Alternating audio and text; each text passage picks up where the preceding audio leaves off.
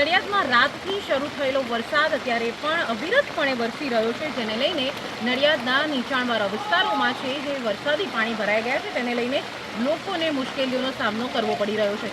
આજે રવિવાર છે અને રવિવારે જ્યારે વરસાદને લીધે અનેક વિસ્તારો જે નીચાણવાળા વિસ્તારો છે તેમાં પાણી ભરાતા લોકોને તકલીફોનો સામનો કરવો પડ્યો છે. રવિવાર હોય અને લોકોને બહાર ફરવા જવાનું રહેતું હોય છે. લોકો રવિવારે આનંદ માણવા માટે નીકળતા હોય છે, પરંતુ આ આનંદ હવે તેમને ઘરે બેસીને જ માણવો પડશે, કારણ કે નડિયાદના મોટાભાગના નીચાણવાળા વિસ્તારોમાં પાણી ભરાઈ ગયા છે. અત્યારે આપણે જે વિસ્તારમાં છે તે વિસ્તાર નડિયાદનો વીકેવી રોડ વિસ્તાર છે.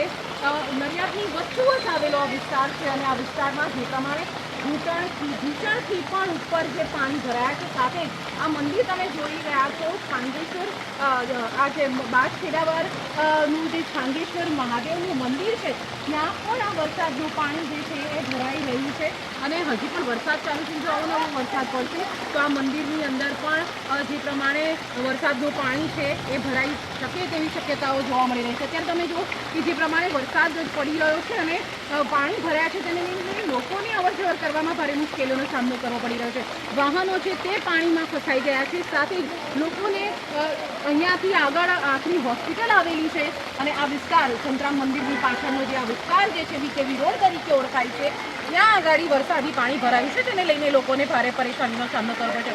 આવી હાલત નડિયાદના 3 અંડરપાસ સાથે જ નીચાણવાળા વિસ્તાર એટલે કે રબારીવાડ વિસ્તારની છે, સાથે જ જે નાના રોડ છે ત્યાં પણ આવી જ રીતે વરસાદી પાણી ભરાયા છે. વાણિયાવડ વિસ્તારમાં પણ વરસાદી પાણી ભરાયા છે. ખેતા તળાવ પાસેનો જે વિસ્તાર છે ત્યાં પણ વરસાદી પાણી ભરાયા છે. પીજ ભાગોળ પાસેનો જે વિસ્તાર છે ત્યાં પણ વરસાદી પાણી ભરાયા છે, તેને લઈને જે લોકો છે તેઓને હવે ઘરમાં રહેવા માટે મજબૂર થવું પડ્યું છે અને રવિવારના દિવસે ખાસ આ રીતનો જે રાતથી શરૂ થયેલો વરસાદ અત્યારે વરસી રહ્યો છે. કહેવામાં આવી રહ્યું છે કે અત્યાર સુધીને 5 ઇંચથી પણ વધારે વરસાદ વરસી ગયો છે અને તેને લઈને નડિયાદની જે હાલત છે એ તમને જોવા મળી રહી છે. પ્રી મોન્સૂન કામગીરીની વાત કરીએ તો પ્રી મોન્સૂન કામગીરી કરી હોવાની વાત જે છે એ નડિયાદ મહાનગરપાલિકા દ્વારા કરવામાં આવી હતી, પરંતુ આ કેવા પ્રકારની પ્રી મોન્સૂન કામગીરી છે તમે જુઓ. આ વિસ્તારમાં જે આ દુકાનો છે અત્યારે જે પ્રમાણે 5 ઇંચથી વધારે વરસાદ પડ્યો છે ને અત્યારે આ દુકાનના શટરનું જે છે ત્યાં સુધીને પાણી આવી ગયું છે. નવો વરસાદ પડશે ને આ જે વિસ્તારમાં આવેલી દુકાનો છે તેમાં પણ પાણી ભરાઈ શકે છે.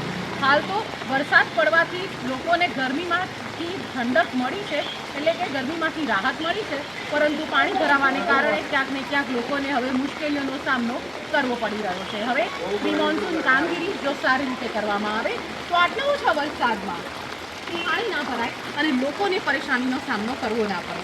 હવે અત્યારે જો વરસાદ આવો વરસશે તો અનેક વિસ્તારો છે તે વરસાદના પાણીમાં ગરકાવ થઈ જશે અને ભારે તકલીફોનો સામનો કરવો પડી શકે છે.